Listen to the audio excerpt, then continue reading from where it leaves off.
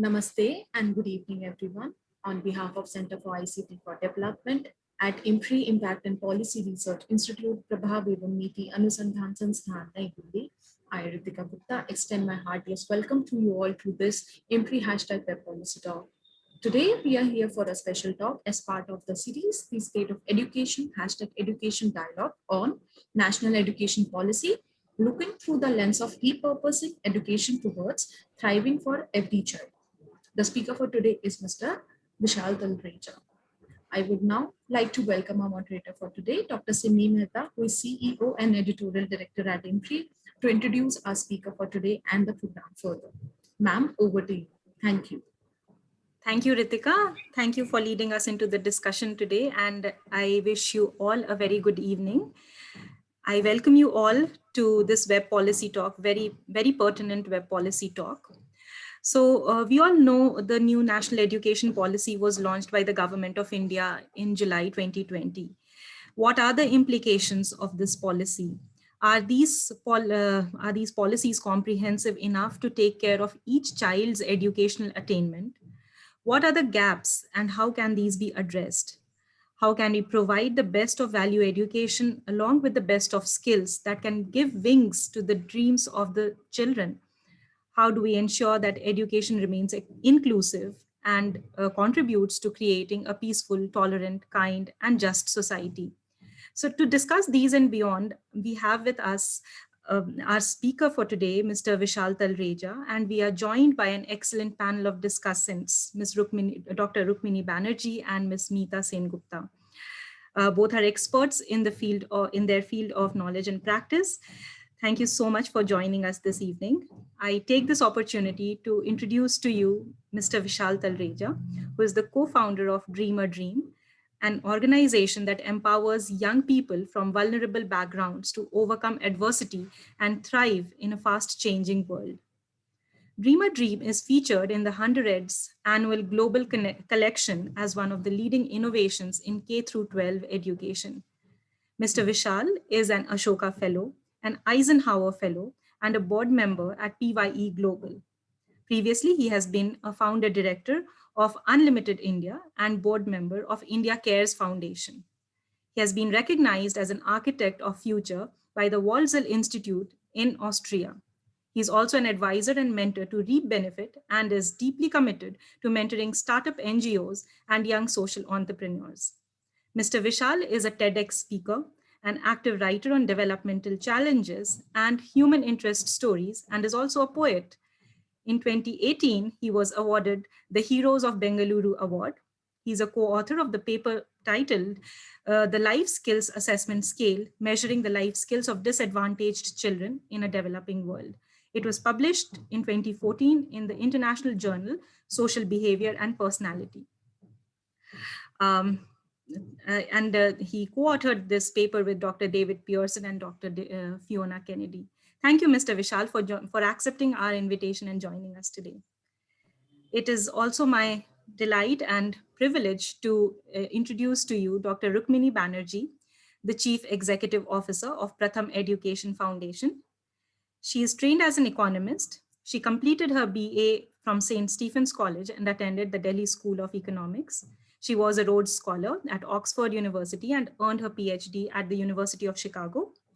Dr. Banerji worked as a program officer at the Spencer Foundation in Chicago for several years before she returned to India in 1996 to join Pratham as a part of the leadership team.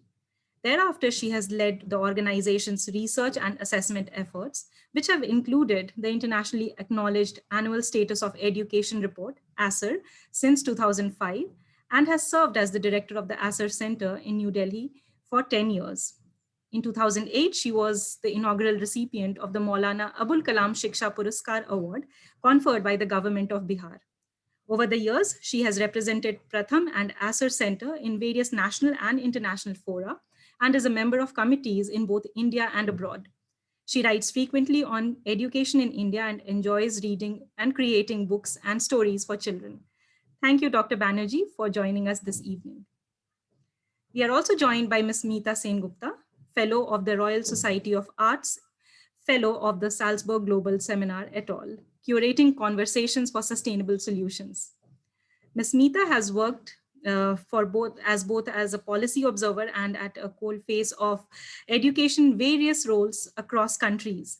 She has served as a governor of an aided school, part of the school management committee of a residential school, managed an academic center in an elite postgraduate management school, and led a business school supported by a community college.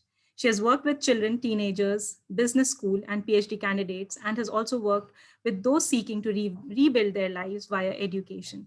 She also enjoys writing poetry and stories. Thank you so much, ma'am, for joining us this evening. With this, I invite Mr. Vishal Talreja to share his presentation. Welcome, sir. Thank you, Dr. Simi Mehta and Dr. Arjun Kumar from the IMPRI for inviting me to this very prestigious web policy talk. And it's an honor to be sharing the forum with Dr. Rukmini Banerji and Meeta Sengupta. I'll just share my screen now.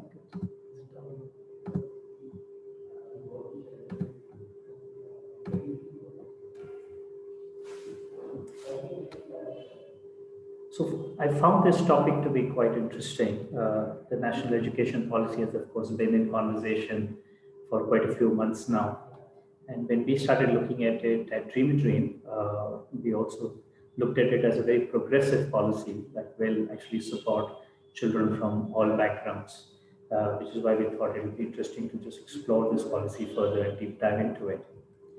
What I hope to do is give you a bit of a context about Dream a Dream, who we are and what we have done, and then talk into a few of the highlights of the NEP. Not really exploring the NEP because I think everyone is aware of the NEP now, but some lenses that we want to deep dive on. And then we'll add our own nuance to it from insights that we have gleaned on the national education policy and then conclude with that. Dream a Dream is a 20-year-old organization. We started in 1999, and the core purpose of the organization is to empower young people from vulnerable backgrounds to overcome adversity and flourish in a fast-changing world using a creative life skills approach. Each of these words that we have used in this is intentional. We focus all our energies on working with young people from vulnerable backgrounds.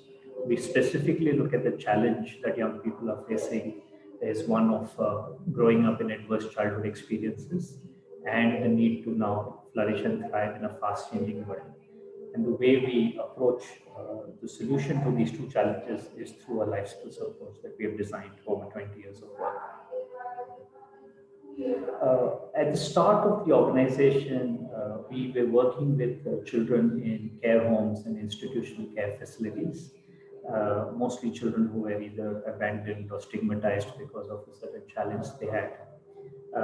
And one key challenge we identified is that while children's basic needs were being taken care of, children's emotional, mental health, and well-being was not fully focused on, and their capacities and abilities to be prepared for life outside of a care home were not invested in, which led us to start an after-school life skills program using play and art-based pedagogies as a medium to develop life skills.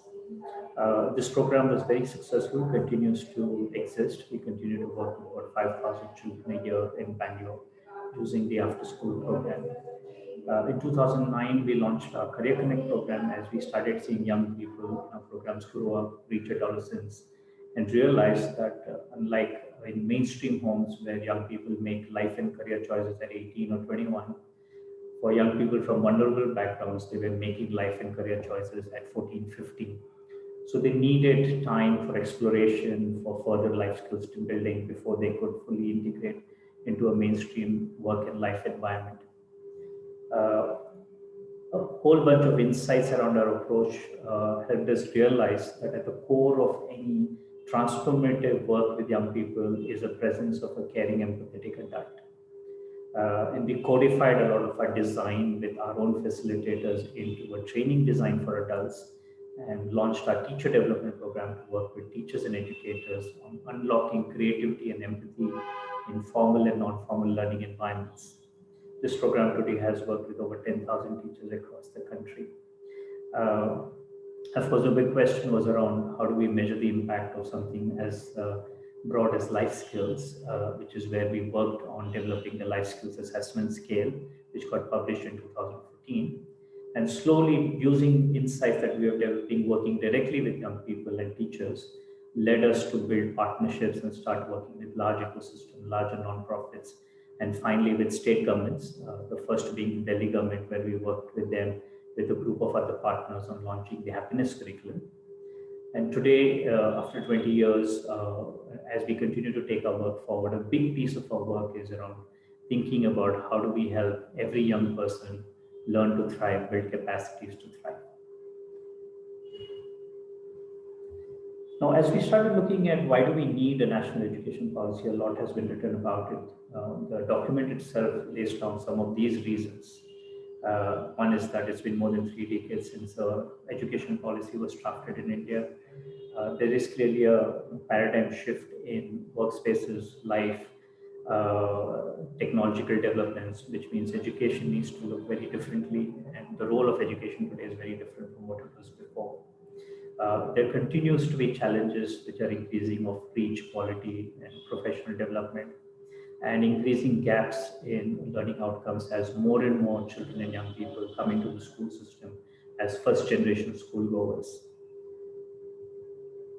And this is some of the data that is further kind of talking into why we need a new education policy.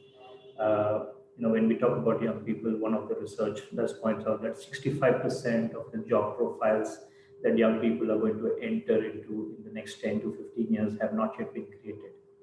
Which means you can no longer tell a young person, study well, get top marks, get into a college, do well, and you'll have a job, because that job might have become redundant.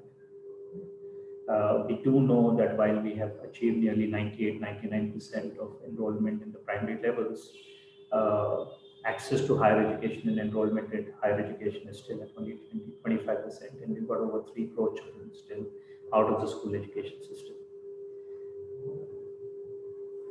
So looking at these challenges is where the design and the framework of the national education policy has come in. If you look at the vision of the national education policy, it talks into everything that we believe should be an inclusive part of education. It talks about equitable education, education for all, not leaving anyone behind. It talks about education helping develop citizens for the country and the world. Citizens that are self-aware, conscious, understand their roles, responsibilities, and duties, are aligned to constitutional values. And it broadens the scope of education beyond just academic outcomes, to also including skills, values, attitudes, and dispositions for an individual to function and be part of the country and of a global world. So all the right things, right? The vision has everything that one would like to see in education and see happen in education. It also has some pretty strong principles, principles of equity and inclusion, principles of community participation, broadening education to also include critical thinking, creativity, a clear shift from standardized testing examinations to a continuous review, formative assessment process, push towards conceptual learning. So again, all very solid, stable, foundational principles that are part of the national education policy. And these are some of the highlights. I won't go into them. These are some of the core highlights of the national education policy. There are 3 or 4 that I want to deep dive on and highlight on. One being the transformation of the academic structure itself. Right, from a traditional structure where school was 10 years and then you had 2 years of pre-university education, that has been moved to now 3 + 2 + 3 + 3 + 4. So one is clearly bringing in early childhood education into the gambit of a right to education, plus breaking down education into stages, into achievement of developmental milestones. And being able to then see if a child is ready for the next stage. And a key aspect of that has also been around the pedagogical approaches being used. At the foundational level, use of play, art, activity-based learning, multi-level learning, and as we move on to preparatory stage, more play-based, discovery, activity-based learning, and all through this space, the focus on experiential learning, project-based learning, using new pedagogical approaches has been emphasized. And at the secondary stage, then moving on to multidisciplinary learning, more focus on problem solving, creative thinking, critical thinking. So it's a beautiful structure. Again, it really talks into the kind of changes one would like to see in an education system that is more relevant to the current. A big piece of the national education policy has also been around minimum curriculum and maximum outcome. So reducing content and focusing on core essentials in the curriculum, core concepts that are more relevant to real life, focusing on life skills, social emotional learning competencies such as creative thinking, critical thinking, inquiry-based learning, dialogic learning, the delivery, the transaction and experience of the curriculum itself now moving more towards interactive rather than didactic, instructional, which has been the conventional approach, and using experiential learning, more use of play, art, project-based learning, connecting children and young people, students to real-life experiences beyond just the classroom has been another key emphasis of the national education policy. There has been a lot of conversation in the national education policy around the innovative pedagogies that we need to use, clearly inviting us to move away from, again, didactic, instructional based pedagogies, where the teacher is the primary source of knowledge and delivery of knowledge, to now looking at teacher more as a facilitator of learning. And in order for the teacher to be a facilitator of learning, using a whole host of pedagogical approaches and enabling an environment within the school and the classroom where these new innovative pedagogies can be introduced, be it arts, play, storytelling, using technology, blended learning approaches, peer tutoring, a whole host of pedagogical approaches that have been outlined in the national education policy, again pointing to that we clearly need a shift in the way learning, the experience of learning happens for every child, and also taking into consideration that every child learns differently. So how do we make learning more customized and personalized using these pedagogies? A key aspect of the national education policy also has been an increased emphasis on socioeconomically disadvantaged groups. And it's wonderful to see that these groups have been identified, whether it is students with different sexual orientations, transgenders, focus on gender approaches, looking at different socioeconomic identities, scheduled caste, scheduled tribes, including geographical identities, tribals, villages, small towns. Disability has been a key aspect that has been talked into enhance inclusion within the education system, and specific emphasis on communities that are special, especially migrant communities. We've seen in different states, for example, kids coming to school for about 3 to 4 months a year, and then entire families migrate to another state to work on agriculture, harvesting, and then they come back, where children then lose out easily 6 to 8 months of learning, of access to schools. Children who have been rescued from trafficking, who have been abandoned, orphaned. So looking at the whole gamut of children who are from socioeconomically disadvantaged backgrounds and designing an education system that also works for them. So I felt these were some of the areas where the national education policy, just by virtue of outlining these and talking into these, has given emphasis to this, which again is very encouraging. As we started talking to some of the teachers and young people across and what their sense of the national education policy was, majority of the teachers were very encouraged by the new policy. They believe it's child-centric, it's giving enough scope for children to choose their stream. However, some concerns that teachers did talk about was that in teacher training specifically, access of teacher training for teachers in rural areas might be difficult. So they're a bit cautious about how that's going to play out. Students themselves, again, they're very encouraged by the new policy. Regional language learning is something that they look forward to. Multiple entry and exit points in higher education, where even if you drop out of college education, you're still walking away with a certification, with a diploma, which still gives you access to the job market. The ability to choose different streams of learning is something that, again, students thought was a great idea. So overall, we're seeing the national education policy could be a game changer uh, in the way education can be designed and delivered for children in the 21st century. And these are some of the key outcomes that the policy hopes to achieve. Again, I'm not going to go into them, but just again to say that the government seems to be very intentional about achieving these outcomes. They do want to achieve them in a finite timeline, which is quite ambitious, and will need all the support that we can offer to achieve these timelines. Now, having outlined these 3 or 4 key areas that we came across in the national education policy, we wanted to add in a bit of nuance into some of these areas where we believe the national education policy can further be strengthened. One is, I think, while the policy has considered relevance and current realities in education and how the world is changing, there are some lenses of how quickly the world is changing and the complexity of that change that is possibly not reflected in the policy. One is we are seeing widening inequities across the system.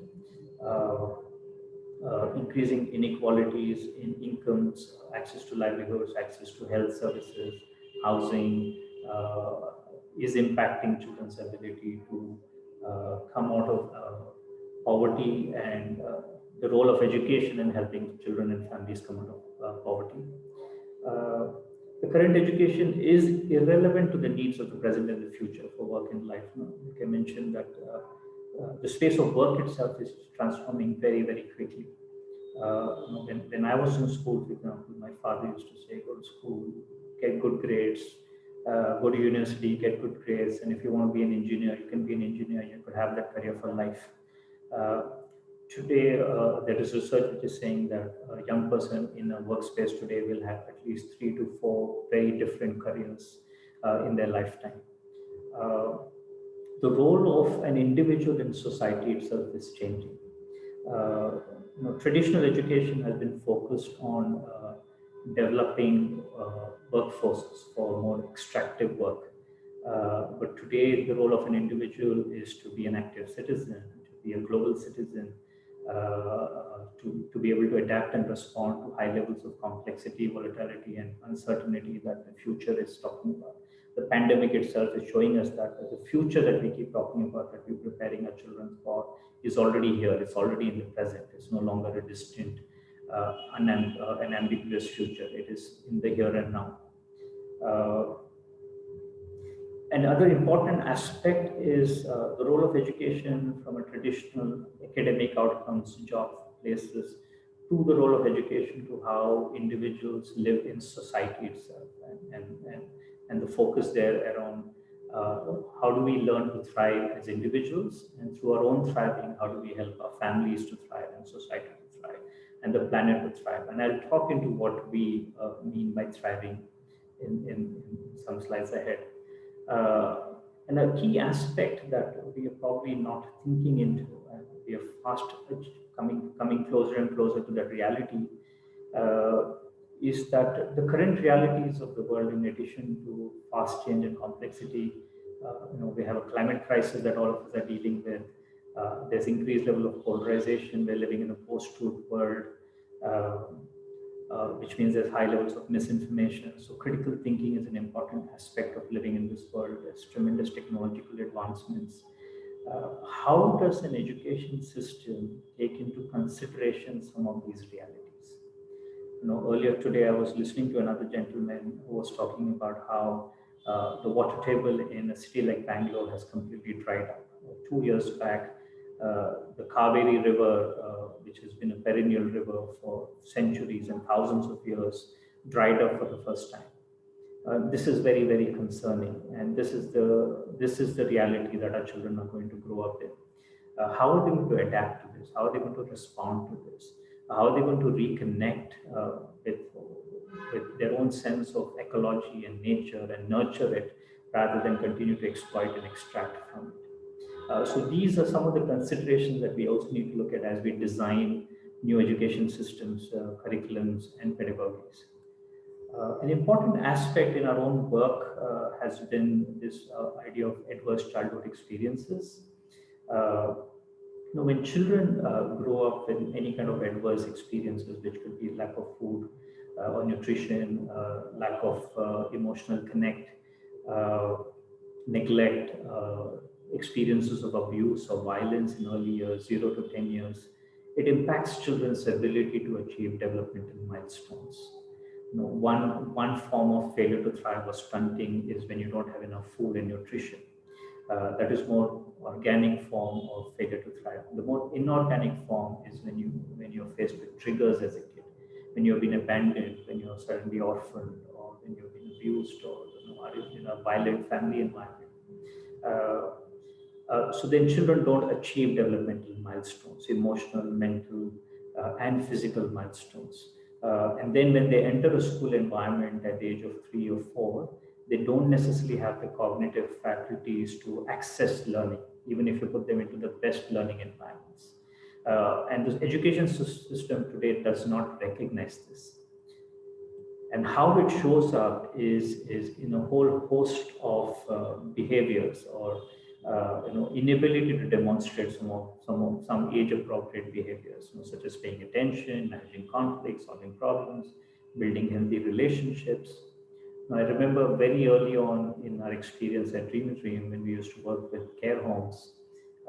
When I used to walk into care homes for the first time, children used to come running up to me and touch me and hug me and jump on me and talk to me and get very close to me physically very quickly. Imagine if I walked into your own home for the first time, and if you had an 8-year-old at home, your kid is not going to come up running up to me and hug me. They're going to hide behind you, and they're going to peek out, and they're going to wait for an indication from you if they can trust me. Even then, they'll come forward, say a quick hi, and run away. Now, that's healthy behavior. That's what you want every child to act like. But when you are experiencing failure to thrive, you don't know how to hold healthy boundaries or have healthy relationships. Now, take that same scenario when this kid in a care home turns 18, 19.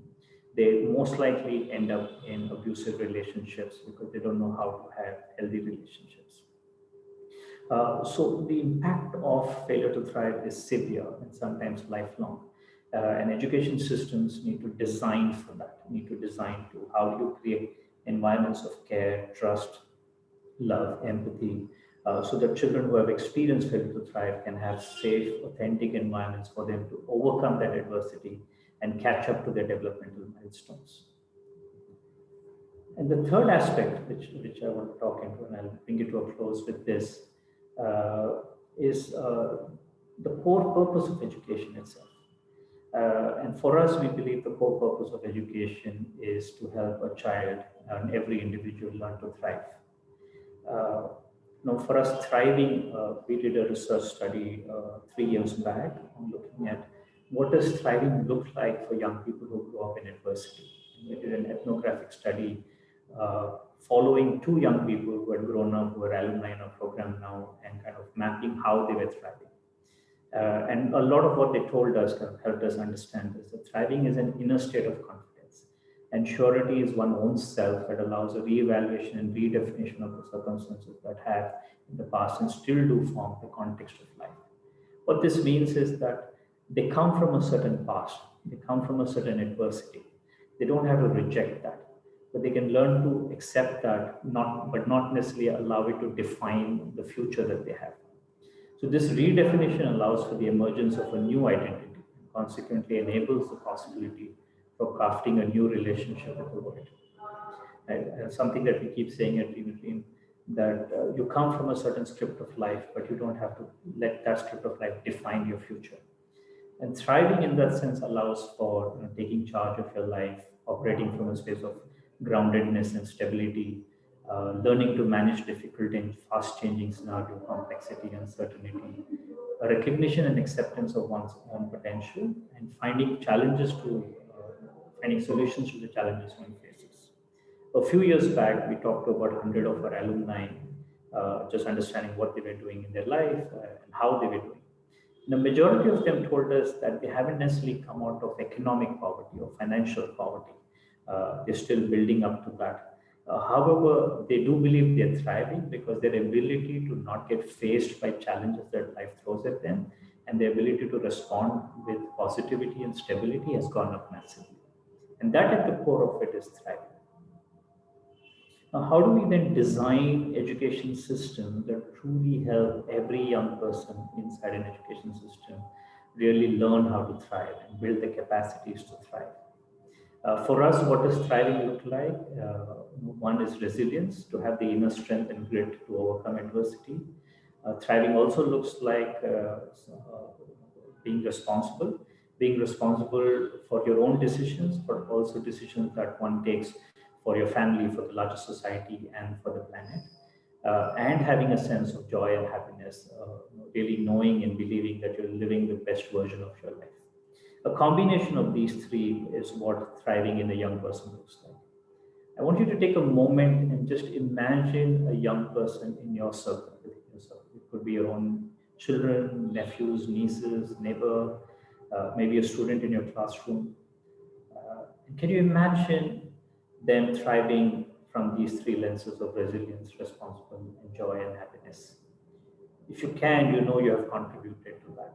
Your environment has contributed to that. In the NEP itself, while thriving has not been spoken about in absolute clarity or detail, it has aspects of it already in it. It has aspects of it in the way the national policy is redefining success. It has aspects of it in the way it's talking about inclusion and equity and designing curriculums, pedagogies, and training systems around it. It talks about in the broadening of the role of education towards holistic learning, breadth of skills, competency frameworks, health and well-being. And it does talk about it in the new innovative pedagogical approaches. So it is there. The elements of thriving are there in the national education policy. We just hope and wish that it would become more intentional and clear as an outcome of education. And this is the last lens of thriving. Thriving in isolation is not going to happen. We have to look at thriving also from a sense of intersectionality. Now, a couple of years back, someone shared this story with us of a public school in a rural town in Tamil Nadu, where kids were given different colored bands. And the color of the band defined the caste that the kid came from. And the kids were then asked to just sit and spend time with kids who are wearing the same colored band. Now for us, even if we design education systems that were inclusive, equitable, if we continue to, as educators, as system players, carry our own stereotypes, biases, prejudices from our own life into an education environment, children are not going to thrive. And in order for us to really help children thrive, we have to look at some of the structural intersectionality that exists in our education system today. In another forum, I was talking to a group of young people, boys and girls in Telangana around COVID. And when I asked them what they did during the school closures, all the girls invariably spoke about going and working in cotton fields and picking cotton with their families. And all the boys invariably spoke about having access to online classes, virtual environments through a smartphone or a computer at home. In another instance, talking to a group of young women in Uttarakhand, a young woman shared with me that she had 56 girls. She was 15 years old. She had 56 girls in her class, and 30 girls had been married off in the last year. And her biggest fear was not so much that there's an examination coming up for her in a month, but that she will also be married off. Now, there are intersectionalities at play in our education system. And if we do not then design education systems to understand, acknowledge and then break out of those intersectional lenses, it will be very difficult for us to help our young people to thrive. Yeah, that's about it. I think I just want to close with inviting you to imagine what the national education policy could do for society, for India as a country, if it works in the next 30 years. Investments in education in the early years help us then define the kind of society we can become. Now, think back to the last 50, 60 years, an education system that has worked for the top 15, 20% of the population, who have then gone on to become influencers, decision makers in society, people like you and me. And look at the choices we have made, which has led us to the kind of challenges we are facing in the country today, in the world today. The climate crisis was not created by nature, it was created by a group of people who had access to power and decision making. If we can truly transform education to focus on thriving for every child, the kind of society that we're looking at, the kind of planet we're looking at in 30 years will truly be thriving. Thank you. Thank you so much, Mr. Vishal. Thank you. And certainly I agree with you when you say that the investments in education.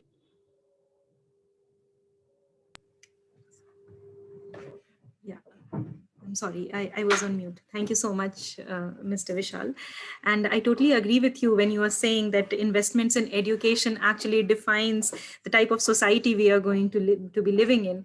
And this is very powerful. And when we retrospect, and of course, in the as a prospect, when we see, it is so important. And thank you for sharing your wonderful and amazing work. As you see, we are getting a number of questions, which we will come to you later. So for that, can we have Dr. Rukmini Banerji to share her comments? Rukmini ma'am, over to you. Yeah, thank you so much for inviting me. And thank you, Vishal, for not just a wonderful talk, but also visually so beautiful. Yeah, your the presentation that you went through. And my screen, at times, I felt like it was okay not to look at the text and just look at the pictures as you were talking, because I think the pictures convey a great deal of the message. And so I think your presentation was an excellent example of how you bring, different ways of listening and learning together. So very grateful for being able to see this. Many thoughts came through my mind as Vishal was speaking. And, so I'll just sort of randomly pick a few. One was that, this is such a privilege. And I feel like maybe because of the whole Zoom culture we have now and, webinars, we are actually able to be in so many more conversations than perhaps, I was in before. And that to me is a huge privilege. And in fact, Vishal, at some level, I feel that is one of the inequities that maybe either because of age or because of whatever, wherever we are, being able to hear different points of view and be able to hear discussions, listen in, I think is a huge form of learning. And in many cases, I feel whether children or adults, we don't have that wide access to different points of view. I mean, just on new education policy alone, I think in 2019, when the draft policy was was made available, there's a group called PRS, who work with legislators, and they had convened a 2-day kind of a workshop where legislators, MPs, actually, they came on their own. They were not mandated to be there. About 100 people actually came on their own to listen to different aspects. And one of the things that I took away from that workshop was many of these MPs, and they are MPs, they represent, us all, had not had any occasion to be in conversations that were discussing new education policy, neither within their parties nor within their, legislative structures. And so, that I'm using that as an example of the highest level of policy making, who And that particular group, 100 of them, chose to come to a place where they could be party to conversations, to me sort of just underlines that the need for how do you talk about these things with different kinds of people. Vishal, you gave examples of having discussed the policy with children, with young people, with students, because a policy is not just a document. If we really want it to come alive, uh, you know, uh, it has to be out there and alive. And we don't have to all agree, but we must feel strongly enough to debate on it. My grandfather, I grew up in my grandparents' house. And perhaps, Vishal, this was the opposite of, I don't know what is the opposite of adversity. I feel like I had in my own childhood the advantage of, all kinds of adults, partly because my parents were not there. And my grandfather used to say he used to read the Gita every morning. And so we would say that this is a religious book. And he would say, no, this is a practice of reading text and asking questions to yourself and to others. And that is what education is about. You should be able to engage with whatever's in front of you and take out of it both what you understand, what you don't understand, and put it in front of other people. And so really, I think the new education policies, intent would go a long way if there were ways and simple ways and engaging ways to really debate about what do we want, for our country. And this also leads me to where I have actually met Vishal the most, which is a very extended, long period where there was this committee of people, very different kinds of people who came together every week to kind of really almost debate and discuss many of the elements that the new education, although it was not about the new education policy, it started before that. But I think that the core of the new education policy has some very fundamental elements. And I think the two big ones, Vishal, that you put out, transforming the educational structure and transforming the teaching learning process. And I think any serious discussion on this will exactly bring out the kinds of elements. And I feel that on this committee, whether as a committee we achieve whatever we set off to or not, but I think to me the working through what would certain principles mean in practice, even though we didn't get all the way to practice as yet, was a very fascinating experience of this. How do you talk to each other? How do you disagree but learn? How do you then take what can be taken forward? What are alternative ways of looking at things? And I think that the entire process of teaching ourselves actually came out through these kinds of conversations. So whether it is at and in fact, I want to connect that to all day today. I've been listening in my own organization in Pratham.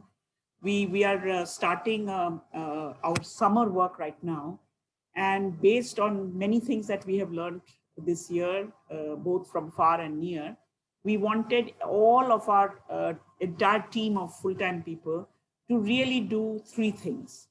And I'm describing them because you'll see how it's linked to the conversation. One is anything that you read, and in our case, it could be just text from the school textbooks. How do you go deeper? It's not that easy. It's easy to say that, you must read with understanding. But what is the process by which you can take anything that you read and really go into it and go into it deeper together? So that's one task. A second task is then how do you form your own opinion about it? Based on everything that you've heard, whether you write it down or you talk about it, how do you form your own view? You're your own person. You're also part of a group. And how do you keep the respect and the dignity, but appreciate differences in points of view that you come up with by yourself? And the third thing is, how do you apply what you know to really being able to tackle some real life everyday things? So I'm not calling this language and math, although you can see where it would fall. Just 15 days, and each of us takes 10 children and tries to work on these three things, using the children as our teachers and us as learners, and how can we share with other people? And I think that some of these are absolutely fundamental to the transformations The topic of today's conversation is very interesting, but I think repurposing thoda halka hai.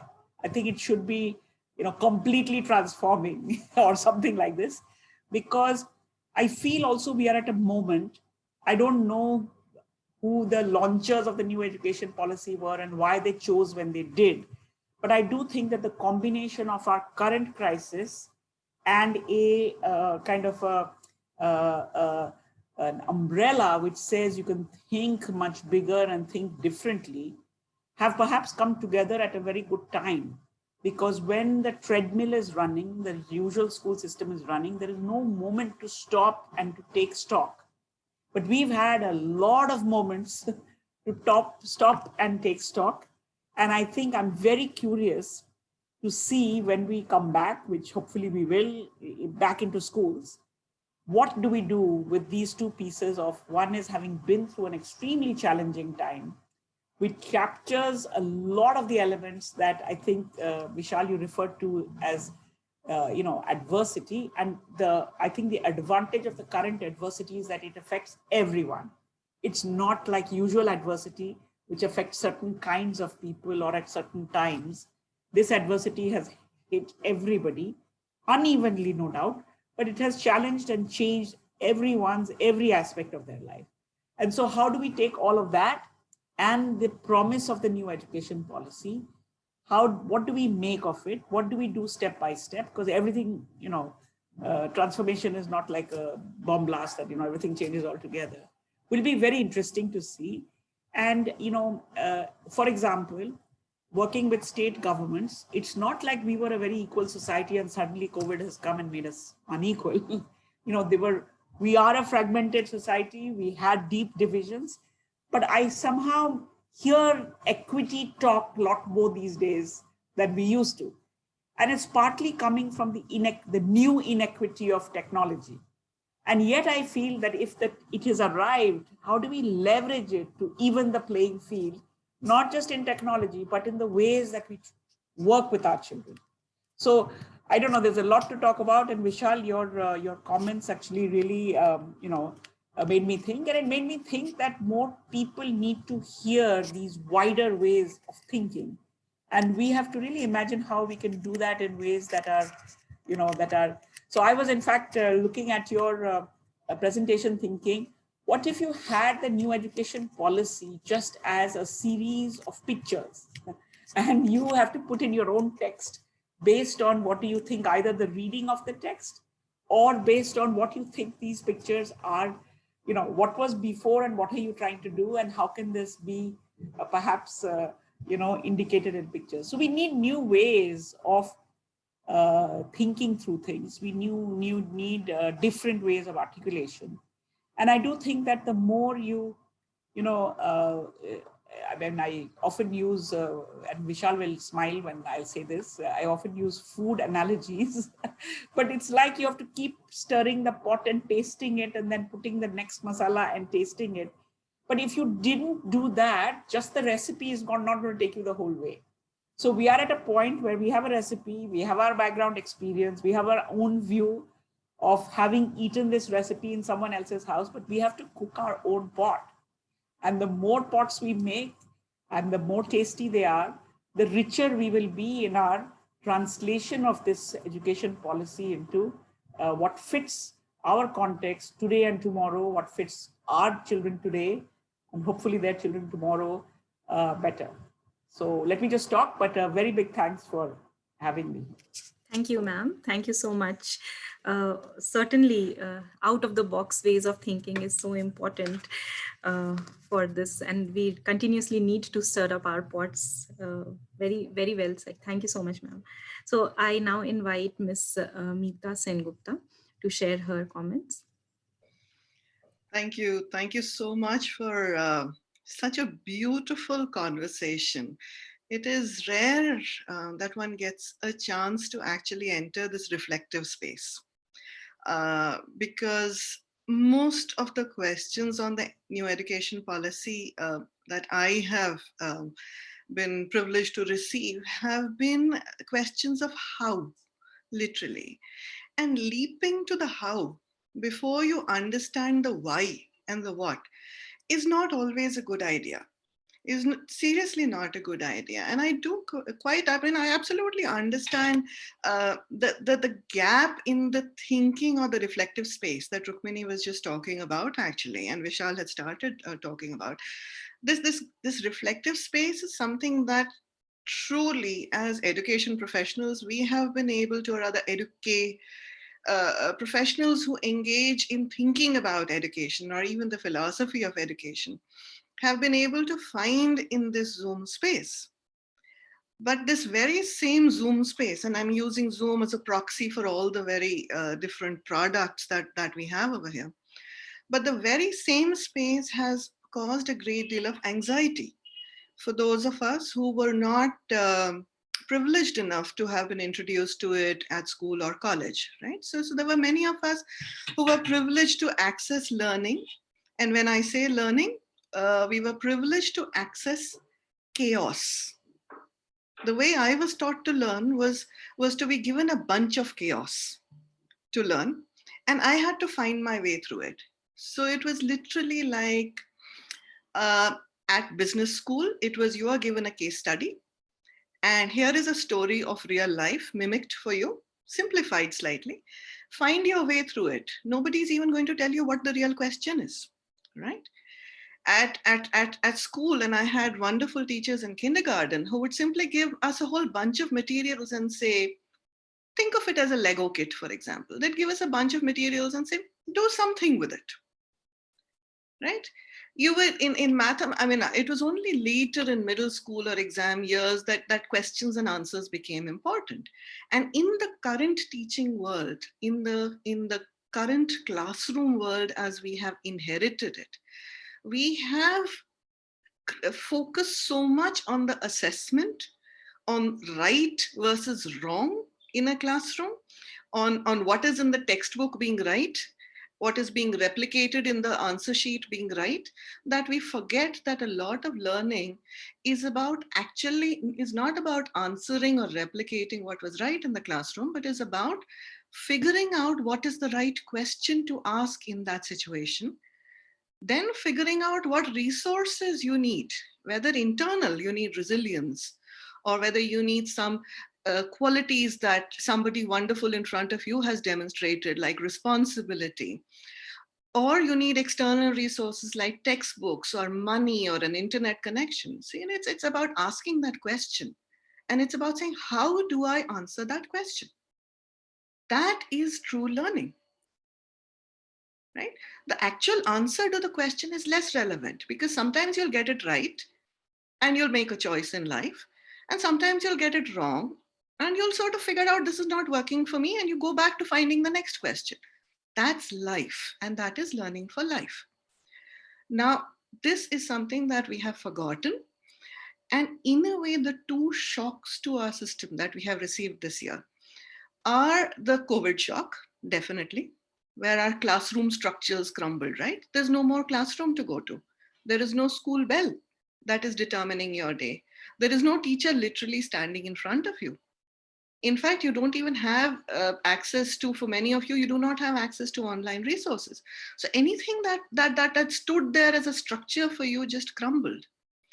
And the metaphor that I have been using recently in what I write and talk about is saying that this was the house of education that we had built earlier. And here comes this earthquake, and your house of education has crumbled. It's broken. You still have the bricks over there. All the pieces are there, right? Some parts of it were really good. Every brick hasn't broken. You can reuse some bricks. So we have some excellent question and answer strategies that were very good.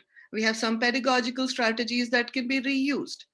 But does it mean that we need to rebuild this house of education exactly the same way as it was before?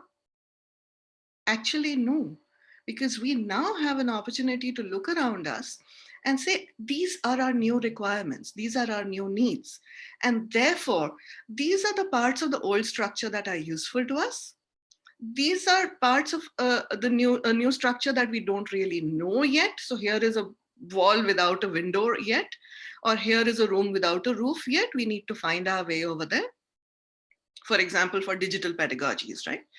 We don't know how to do digital pedagogies, right? Rukmini spoke of the recipe, where you keep on tasting and trying and figuring out what is right. We still don't know how to teach and learn properly online, right? So how do we build this new house of education is the real challenge in front of us. And the new education policy gives us a great deal of inspiration.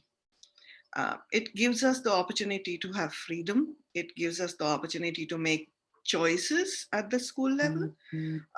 It gives us opportunities to actually be confused and find our way through it. But this is exactly the bit that is giving a lot of traditional educators who were used to the old architecture a great deal of anxiety. So let us also acknowledge not just the student centricity of it, but also the teacher and administrator anxiety that we are handling at this point of time. And this is why it is actually a beautiful watershed moment for us, because we have an opportunity to address all of that. And because so many educators have realized that this year of learning has not worked really well, and because of the insecurity and anxiety, there's a small part of every educator, of every teacher that says, can you tell me how? In a way that has never existed before. We had a huge amount of resistance to change. We've had 20 years of people trying to say education technology can actually improve teaching and learning if it is led by teacher questions, if it is led by teacher demand. If teachers tell us rather than what we need to do, rather than technologists telling us what technology can do for education. If teachers tell us what we need, so teachers really want to get rid of admin, for example. Teachers don't want to do the attendance sheet again and again, 10 minutes of a classroom. There should be tech ways of handling that, right? Teachers do not want to play a video in class unless they're very lazy teachers. They want to create engagement in class. Playing a video isn't engagement. So these pedagogies were used in classrooms as digital pedagogies. These are being replicated in the Zoom space or whichever other technology you use as digital pedagogies. These are not digital pedagogies. So again, there are some parts of that old house of education that we have to put away, saying this did not work for us. We need to look at the same questions in a different way, and we have this beautiful opportunity to do it that recognizes the few truths that we have learned. Vishal beautifully talked about the social and emotional engagement. For each of us, when we think of the things that we enjoyed learning at school, if you remember, there would always be an emotional memory attached to it. It doesn't necessarily have to be a social moment, but there will always be a moment of this is how I felt in that classroom. I remember being absolutely amazed in when I was very little. I was struggling with the concept of, when I was 3 years old, with the concept of left and right. And I still can't get left and right really well. But I still remember my nursery school hack. Left is the side towards the window. Look at me right now. The window is to my left still. It's a habit, where the light shines. And right is the other side towards where the benches are. And that is an emotional moment of sheer relief, right? Let us also remember, and this is the next point I want to make, that our students are really, really vulnerable. All students by definition are vulnerable, because you are coming at a moment of confusion and chaos and saying, I can't handle this, and everybody else seems to know it. And you need that support of that light shining through that window saying, let me hack it this way, I will figure it out in my own time. So what are these support structures and these scaffolding structures that we are giving them for these decisions that they take? And so that in a way is my slight grouse with the new education policy, because it has not handled the liminality of learning. It has not handled the transitional moments.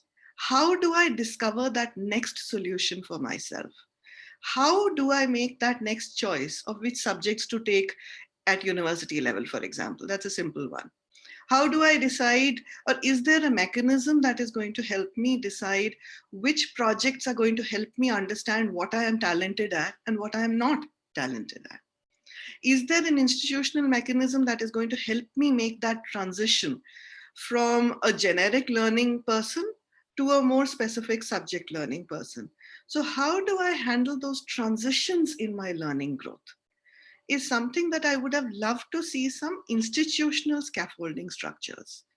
I am totally thrilled with the changes in assessment they have talked about in the new education policy, where the nature of the question itself is about the learning ladder, which is also one of Bloom's learning ladders that Rukmini spoke about, the exercise that she is engaging with her organization.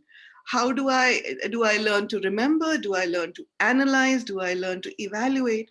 These are learning transitions, which are enabled normally through the curriculum.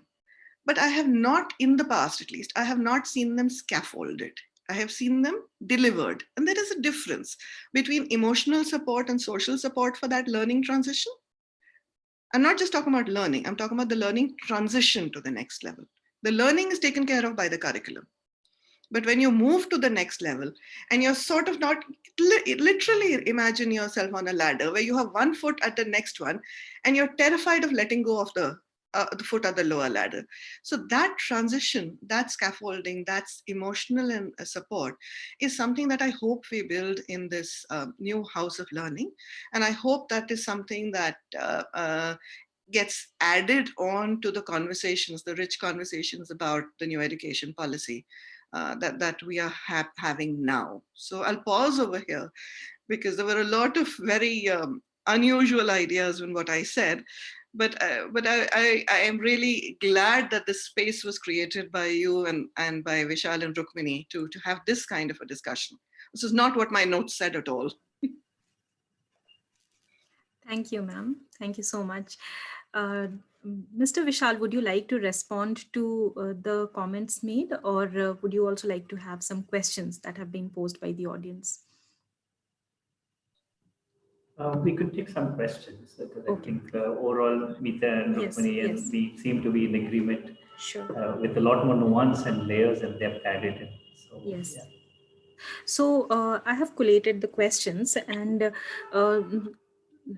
actually some of the questions relate to knowing more about your organization, and they're congratulating you about the work that you are doing, especially on the happiness curriculum. Could you share your role in it, the journey, and what was the rationale behind it, and what have been the impact so far? How is it being received by the students, the caregivers, parents, teachers, and what is the effect? And also your work is very intriguing and encouraging with respect to the number of lives that you have positively impacted. I also saw the pictures with physical training, sports, and of course, classroom education. So that is very heartening. Could you share some of the areas in which the students as alumni have gone on to excel? And closely related to that is, do you have alumni meetings for your students? How many teachers you have? How is Dream a Dream funded?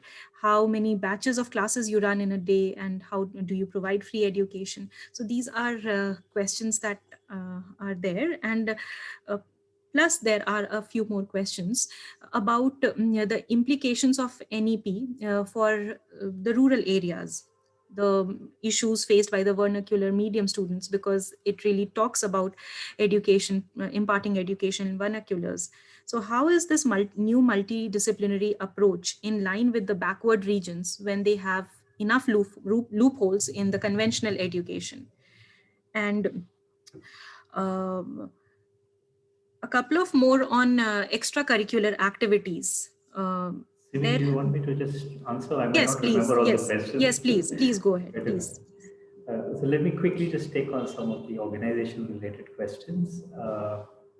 We do have a regular alumni meet. We in fact have been tracking about 10,000 alumni now who graduated since 2011, and really tracking about where they are and what they're doing with their lives. We've seen 97% of them are meaningfully engaged with life and thriving.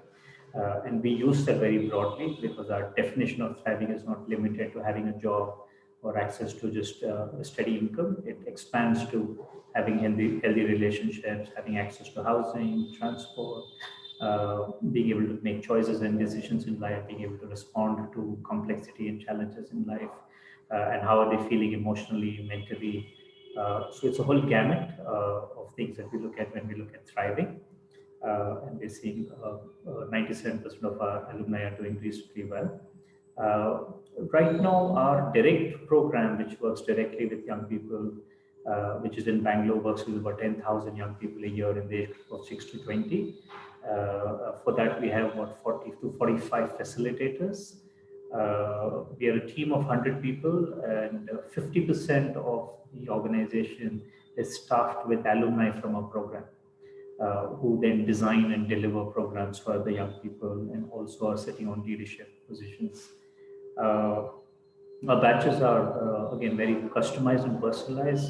Sometimes they're daily sessions running for 20 days, 30 days, 40 days. Sometimes it's weekly sessions. Sometimes it's once a month.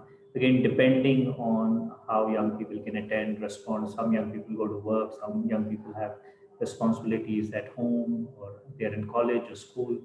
So they're designed in a highly personalized environment. Specific to the happiness curriculum, the idea and the vision of the happiness curriculum really came from the Deputy CM and Minister of Education, Sri Manish Sisodia, where his own experience of visiting public schools in Delhi made him realize that the relationship that a student has with the teacher and the school is that of fear and disengagement, and he wanted that to be changed to a relationship of joy, well-being, and engagement.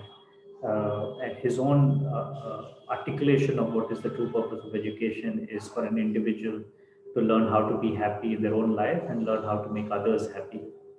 So keeping these in mind, he wanted to introduce a well-being focused curriculum that also invests in developing life skills. They called it the happiness curriculum because they wanted a non-political name to it. So there's high levels of acceptance to the idea. A group of us, mentor teachers from the Delhi government, other non-profit partners, consultants, curriculum developers, and us were brought together to design this curriculum. Our role specifically was one is that when you're designing a curriculum that is focused on well-being and life skills, you cannot use traditional pedagogical approaches. So our role was to create an experience for the curriculum developers on how you design a curriculum by experiencing your own sense of well-being, by developing your own life skills. And when you have that experience for yourself, you know the experience you can create for the child. The second was to anchor the whole curriculum, the design and implementation of the curriculum, how it will be implemented, how the training for the curriculum will happen, monitoring and evaluation, brought in agencies, international agencies to help us evaluate the impact of the program. We continue to support the development, review, redesign of the curriculum, including during the school closures, converting the curriculum into an IVRS design, where a parent could give a missed call and then they'll get a call back, and a story from the happiness curriculum will be shared with the parent, who can then use that story and reflective questions with their own kids or kids in the neighborhood. So we've helped the government design that. And then as the government has got requests from other state governments like Uttarakhand, Telangana, Andhra Pradesh, Tripura, who have wanted to introduce their own version of happiness curriculum, we have helped anchor that processes. In terms of funding, we are a non-profit, so we are completely funded by individual, corporate, and institutional donors. Yeah, it's related to the question. Now, in terms of the question around the challenges with NEP in a rural context, I have to admit our work has majorly been only in the urban context. Very little of our work has been in the rural context. So I myself have not explored the viability and feasibility of the NEP in a rural context. Maybe Rukmini or Meeta, who probably work more in rural context, could take that question. Sure. Thank you. Thank you, Mr. Vishal. I'll come back to you with the next set of questions. So after you've responded, may I now ask a question to Dr. Rukmini? There are a couple of questions for you, ma'am. Ma'am, do you think the efforts to change the history books and textbook materials, are they going to help the children? If we do this, how can we inculcate independent thinking that you mentioned? And also, how should we engender decision-making skills among the children? Is there any reference to it in the NEP, or What are your recommendations?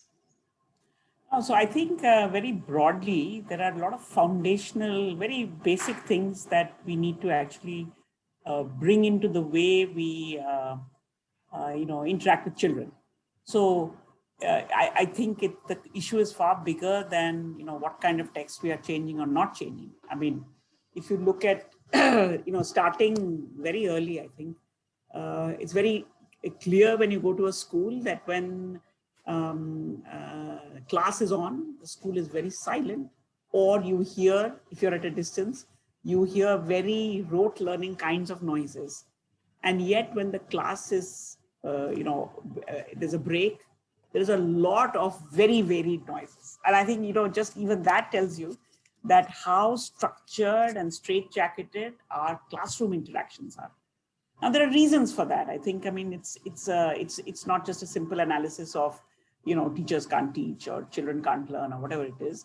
I think one of the things that Meeta has been referring to is that whatever was put in place quite a while ago. The structures we have that organize our teaching learning interactions are more than 100 years old. And I can't speak for what life was like at that time. Maybe it worked better then. But certainly right now, if from a young age you do not encourage children to formulate their own views, to think their own thoughts, and create, I think Vishal spoke of this, how do you create an environment that is supportive? I think Meeta spoke about scaffolding. I mean, these are all they are good words, but to actually make that happen has to have, if you think of the classroom as a stage, then the teacher has to be like the person you don't see, the director. And you have to let the hero and heroines do their own thing and yet follow a plot that they have to go about. I mean, that's a big change from currently it is the textbook which is driving the pace, the substance, the interaction. So how do you make this change? I think one of your questions was how do you do decision making? Now, we are called Pratham, but we spent quite a part of our life in Purva Prathamik. And I think there are many lessons. The difference between home and preschool is a lot smaller than the distance between how things work outside the school, in the home, in the community and the school. I think that the differences get stronger the higher you go. And if there was a way in which you could track voices across classrooms, you'll see perhaps the quietest classrooms are the highest up. Nobody's asking questions. Everybody's just copying down from the board. Whereas in a preschool classroom, often teachers say that we can't follow the curriculum in first and second or in preschool because बच्चे नहीं सुनेंगे, वो करेंगे जो उनको आता है करना, and वो उसी तरह से हमको बढ़ना पड़ेगा. So I think that big lessons from early childhood, especially where early childhood, elements are taken seriously, where there's no early childhood curriculum, a well-run place which harps on holistic, because they are holistic. They will jump, they will play, they will draw, they will not follow exactly what you say, but then eventually they'll give in. You'll do a lot of cognitive work, a lot of oral talk. I think these are the things that make for a strong beginning. And somehow when kids transition into first standard, suddenly it becomes literacy and numeracy and all the other things have been dropped. I have never understood why. Now, the foundational stage in the new education policy actually speaks of thinking about this as a continuum. And frankly, I feel if we need to put all our eggs in one basket, I would put it in this basket, because this is the basket where you're going to make, let's say that there is about 25 million children in each age group. So today the children are between 3 and 8 is about 125 million kids. Okay. What we do with them in the next 5 years is going to determine what happens in India for the next 100 years, or at least for the next 75 years. And hence, I think it's really important. And the question about what is happening in rural areas, I think one of the immediate effects of the new education policy and its focus on foundational learning has been attention being paid to the early grades. Now, there could be a lot of open questions about how do you pay attention to them. There are states in which in the last couple of months, for example, we have started working with several new state governments on how do you bring the Anganwadis to be more school ready, and how do you bring Anganwadis closer to school? And it's not talking about equity, the schools are way better funded than Anganwadis are. But if we want to have a equality of whatever kind of opportunity, and I'm not even thinking of the private preschools, which probably falls somewhere between the Anganwadis and the government schools in terms of resources. And so there's a lot of, I think, very exciting things to be done. No easy answers, but I feel whether it is in the government sector at different levels, there is an openness to try things. And I think that this, even the stage idea, the foundational stage idea, we are hardwired to think about grades in a linear fashion. We are hardwired to think about subjects being in compartments.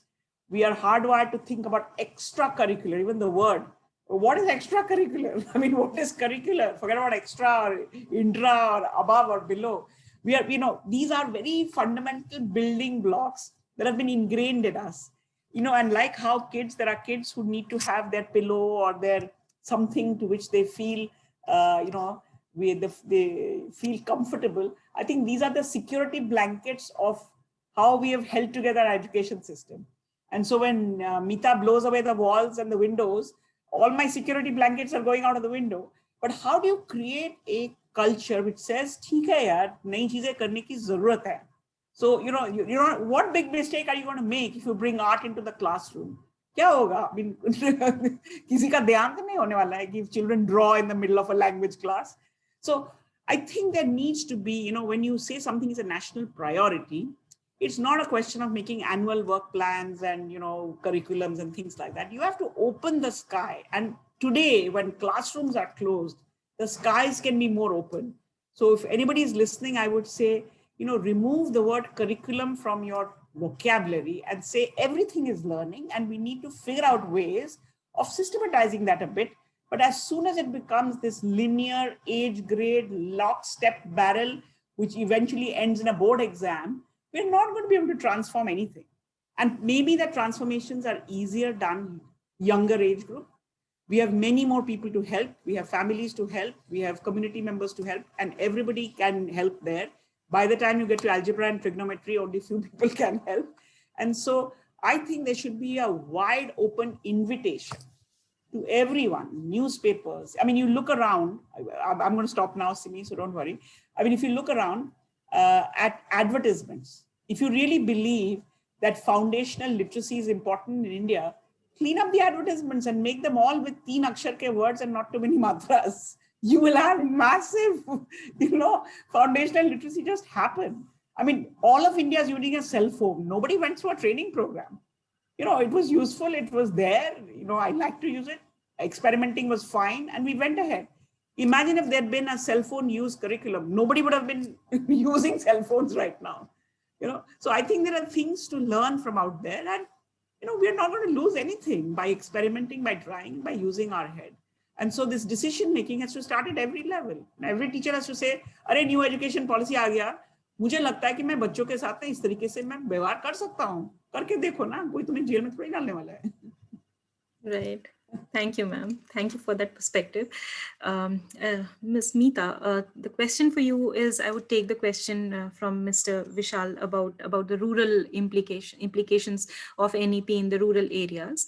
And if you could address that. And also it is a question is that the lack of socialization among children because of the online education that is going on because of COVID, their eye health, their physical health, and many even lack basic table and chair to sit for 4 to 5 hours continuously in front of the screens, be it mobile phone or the computer, etc. They're all being badly impacted. Where is the opportunity for the lesser privileged and non-elite households? And also, if you have been following the news of Delhi University Teachers Association strike that is going on, where on the one hand, the teachers are doing all the work in challenging times like these, and yet they are not being paid for past 6-7 months. The consequent results ought to be strikes, and it's not just the students who are suffering, but also the teachers and as well as their families who are dependent upon their salaries. So what are your reflections on these? Because if this is happening in a good university like Delhi University, what do we have to say about the rest of the country where the infrastructure is not really great? Yeah. So in terms of rural, I will always defer to Rukmini because she has much, much more experience of the rural.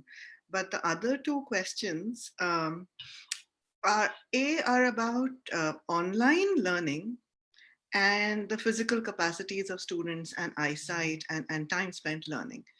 I think one of the things that we should ensure is that we do not try to replicate the school timetable in the space of so if you start at 8 in the morning and you finish at 1 and you have 40-minute periods and you have a bed, do not try to replicate that. It's not going to work.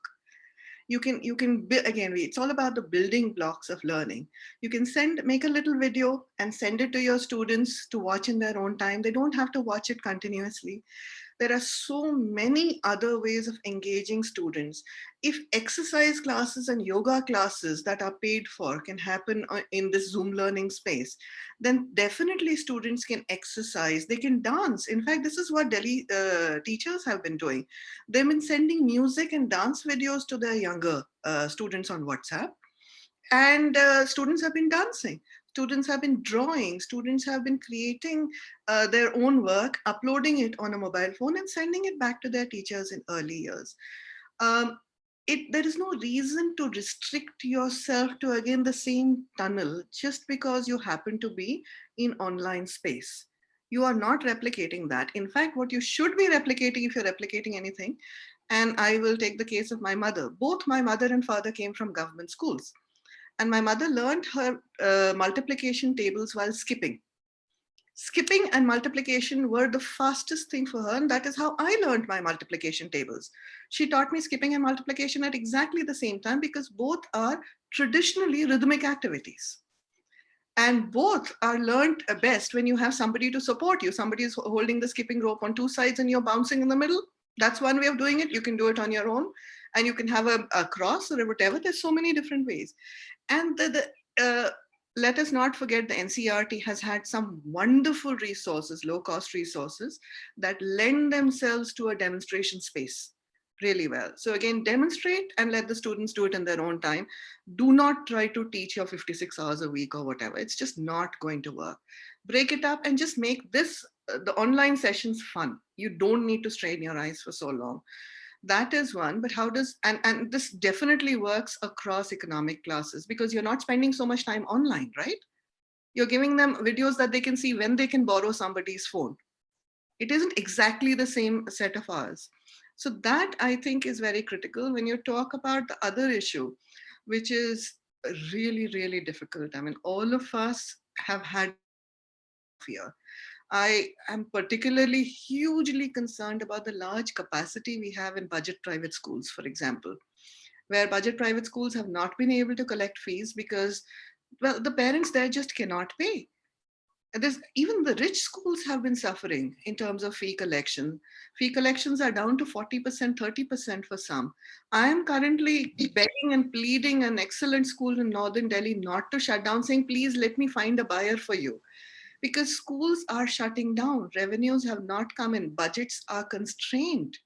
Teachers are not being paid in different places. We are in a financial crisis in education, and we are in a crisis of capacity in education. So I totally sympathize with the example that you have given, but I also want to bring the larger issue to mind that we are in a financial crisis in education, and we find ourselves trapped in a place where, as educationists, we look around and say, but vaccinations need more money, public health needs more money. How can we demand more? Our structures are collapsing over here, and we find ourselves in a position where we're saying, how do we handle this?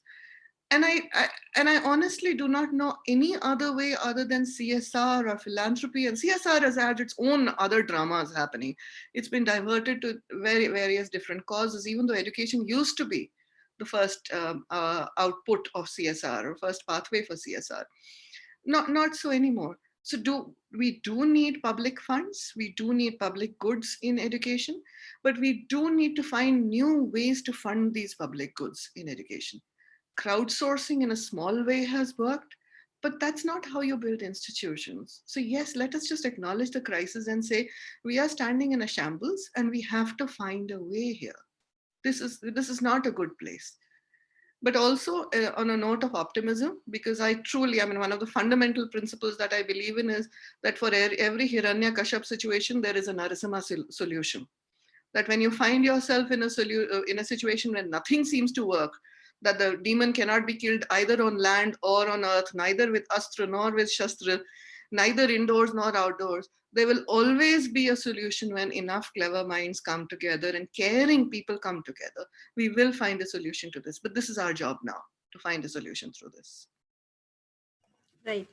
Thank you. Thank you for that sense of optimism. It is really required.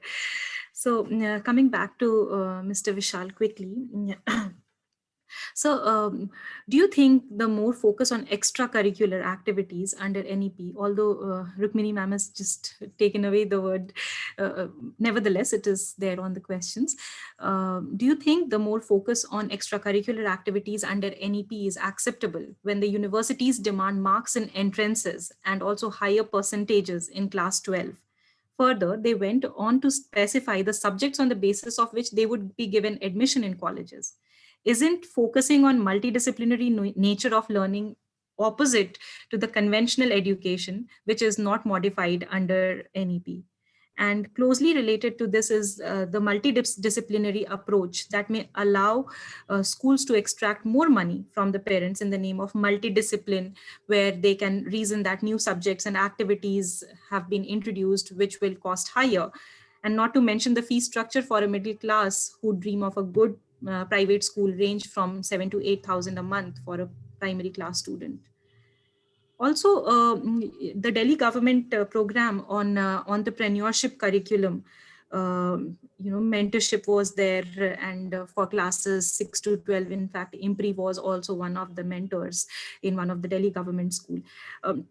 Has there been any impact? Or because our experience showed that it was the principals, the school principals were simply, compelled to invite the mentors and take care of them, and then give a whole period to interact with the students, whereby they would rather invest in teaching for the upcoming exams. So if you could share your thoughts. Sure, Dr. Simi. To take on the last question first, when you look at approaches like the entrepreneurship mindset curriculum and the happiness curriculum in the Delhi context, these are again radical ideas, right? Which are really opening the windows, as Meeta was talking about, and taking away our soft toys that we are holding on to. So obviously, any kind of such reform will have its share of resistance because you are kind of bringing in something very radical and new. Right? When you bring in a happiness curriculum where you say you're not going to be evaluated, it's focused on experiential learning, storytelling, play-based activities. You bring in entrepreneurship, which is really focused on helping young people become job creators of the future and not job seekers. A school system will fight back. Is this what students need? Is this what's relevant? But what these radical new initiatives do is create a sense of possibility. Right? A school calendar, which has been sacrosanct in the education system in India for maybe 100 odd years, is now beginning to feel its cracks. Right? And when you start chipping away at it, what it does is there are a group of school leaders, a group of teachers who are waiting for this kind of shift to happen, who then become champions of these shifts, who then start pushing for more shifts to happen. A lot of the new ideas, for example, that are coming into the Delhi government system are today coming from teachers and school leaders. They're saying, why don't we try this? No, we think we can let go of this and bring in something new in this. So it is really the chipping away that is needed. We have to recognize that these are band-aids. These are not transforming entire education systems. But these are very important band-aids which are creating a sense of new possibilities. If the happiness curriculum or the entrepreneurship mindset curriculum were not working, then other state governments wouldn't stand up and say, hey, even we want to do it. Right? Today, the entrepreneurship curriculum, for example, is going to 10 states. The happiness curriculum has gone to 4 states. because they're seeing something that is shifting, that the conversation and narratives around education are shifting towards well-being, towards holistic learning. And this is also happening globally, it's not just in India. Right? And we're kind of catching on that way. So one is to recognize that. The second question, the earlier question that you asked, I think there's so many layers of, if I have to be harsh with my words, it's of stereotypes that are coming into a statement like that. One is to break away from this notion of what is curricular and what is extracurricular, as Rukmini has mentioned. Learning exists all around us. Learning is happening in multiple ways. Children learn different ways. No? There's enough research in neurosciences that tells us today that each child learns very differently. And it's for us to create environments, opportunities, pedagogical tools to help every child learn in the way that's best suited for them. These notions of curricular, extracurricular are conventional notions. We need to break free from them. Second, yes, there is clearly a gap between role of education, role of universities, and role of employers. We need to bring that into alignment, bring those narratives into alignment. Today, a university might be asking examination marks, but those examination marks are not necessarily going to help this kid or this young person finally get a job, because job markets are changing very, very drastically, very, very quickly. Right? Increasingly, you're seeing employers today saying that young university graduates are no longer employable. There was a research that was done almost 10 years back where 50% of the top CEOs in the country said fresh university graduates are no longer employable. Right? Why are we not holding universities to account for that?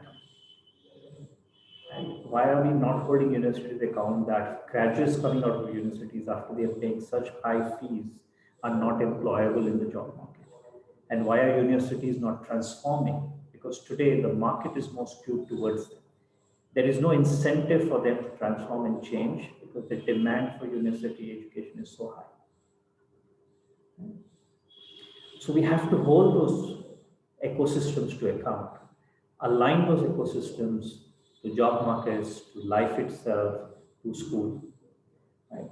If the purpose of education needs to be transformed towards an idea of thriving, how are universities playing that role? How are universities playing the role of helping young people coming into universities learn to thrive, learn to be decision makers who are proactive, active, contributing members of society, learn to be decision makers that are not extractive and exploitative, but are empathetic as human beings, learn to be decision makers that take decisions in the interest of the planet and society and not in the interest of just profit. Right? There are many of these notions that need to be challenged. Right? And we have to work across the spectrum, right? We are working in the school education space between Meeta, Rukmini, and myself. But there need to be players in the space who are holding university and higher education to account. There need to be players in the space who are holding employers to account. Right? And we have to transform the system by coming into alignment with what do we need to see as a society 30 years from now, 50 years from now. If we continue the way we're doing, which is largely extractive and exploitative, we will actually not exist as a human race. And this is a reality today. We are hurtling towards our own extinction because of the choices we are making. And this is no longer just like one bad news, but there's enough research and evidence saying that to us. Right?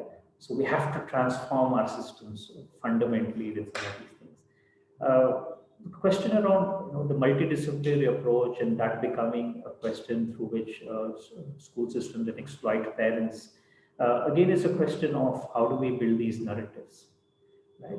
If today, as long as parents are asking this question of why are you not giving homework for my child, why is my child getting lower marks in examinations, that's what schools will respond to. So we also need to do strong advocacy efforts around how parents look at the role of school and education itself. If parents can start asking the school system, saying, is my child learning to be kind? Is my child learning to be empathetic? Is my child learning to be helpful? Is my child taking care of other species, taking care of animals? If those are the questions that parents start asking of the school system will be pushed to change and transform. If parents saying, I want school to play the role of my child becoming a good human being versus someone who's just seeking a job and income and livelihood, school systems will not change. So we have to change some of these narratives fundamentally and start demanding very fresh, different narratives.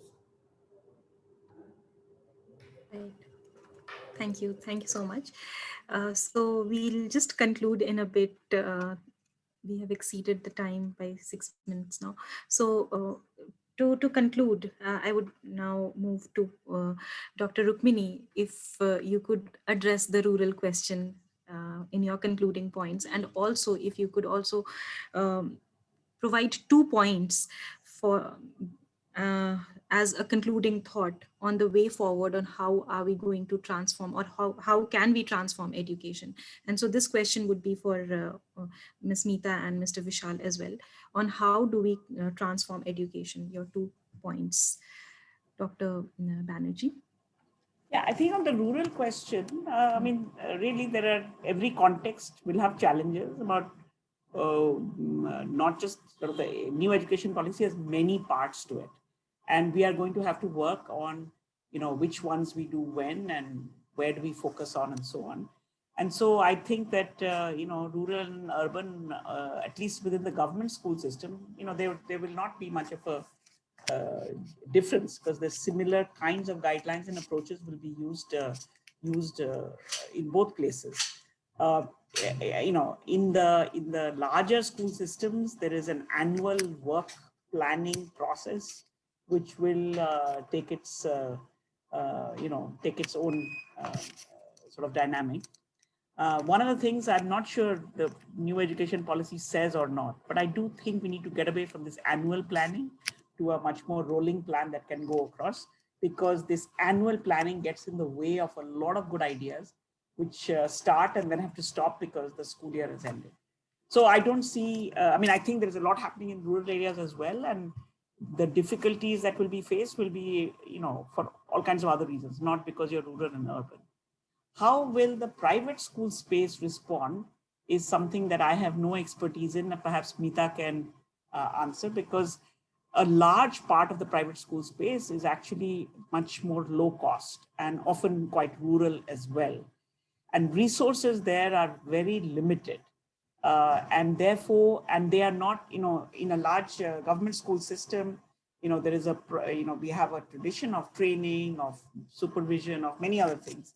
But private schools often have to operate quite in an isolated fashion and yet comply with all kinds of other rules. So I do think there are, big challenges for schools which have low resources and are not part of some larger network, both for ideas, for support, and for resources. Two things. I think to me, the new education policy says many things, but it says in a one single box, if you don't achieve this foundational learning by grade 3, the rest of the policy is irrelevant. We should take that very seriously, because it's absolutely true. You cannot build a first floor and a second floor when there is no foundation. And so I would, appeal to everyone who's listening to say that let's take many things of this policy seriously, but really it's going to take a lot of coming together to build this early foundation well. And that's the best investment we could make, to put in many of these ideas, if you get them in early, and build a whole constituency of parents, teachers, and siblings to be able to do this, because that's where a lot of people can help. Right, ma'am. Thank you so much. Meeta, ma'am, could you take that question? The question of on how do we transform? Yes. The 2 points. Thank you. Saved me from Rukmini's the ball that we've logged, because she's absolutely right that budget private schools have very few resources, often do not even have trained teachers, and have no sense or semblance of a quality network or a peer learning network for quality. So I think we do need to build structures for that. And I think it would be wonderful if the state can include budget private schools in their learning systems. Because they do create a lot of learning resources for public school teachers. So that is to Rukmini's point. To your things, 2 very, very simple points. In facing the NEP and facing the future of education, do not be afraid is my first thing. Do not be afraid of change, because change has already come upon us. So do not try to hold on to your old power structures of I know this and this is my structure and I am the boss of the classroom.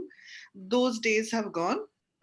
It's time to just open the windows and absolutely learn. Don't be afraid of change, because your skills as a teacher will always remain center stage. You will always be required for inspiration. You are always the guru. So don't be afraid of this new guru avatar.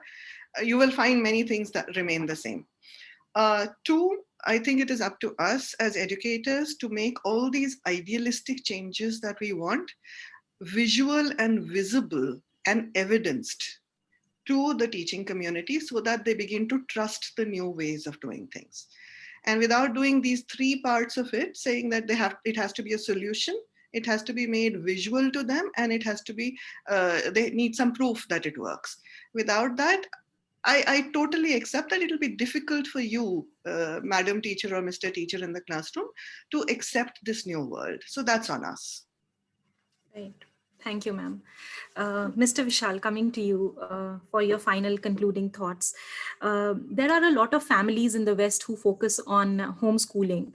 There may be pros and cons of it. Can we have similar form of education system in India without children not losing up when they grow up? Is that possible? And your concluding thoughts. Over to you. This is quite a multiple statement. I think it's contextual. Of course, there's a vibrant homeschooling environment in India. Increasingly, many parents are making that choice, but they shouldn't have to. Right? I think learning happens all around. If some parents choose homeschooling, some parents choose public schooling system or a private schooling system. It is really a choice that they should be able to take. They shouldn't be forced to make that choice because the education system is failing their kids. In terms of my concluding remarks, I think the key to achieving the goals of the national education policy is for political will. And we as educators, social workers, have to push to bring education into political conversations and push for political action around the national education policy.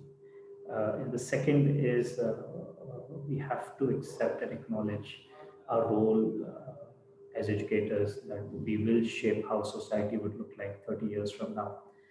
And how do we want to show up for our children today?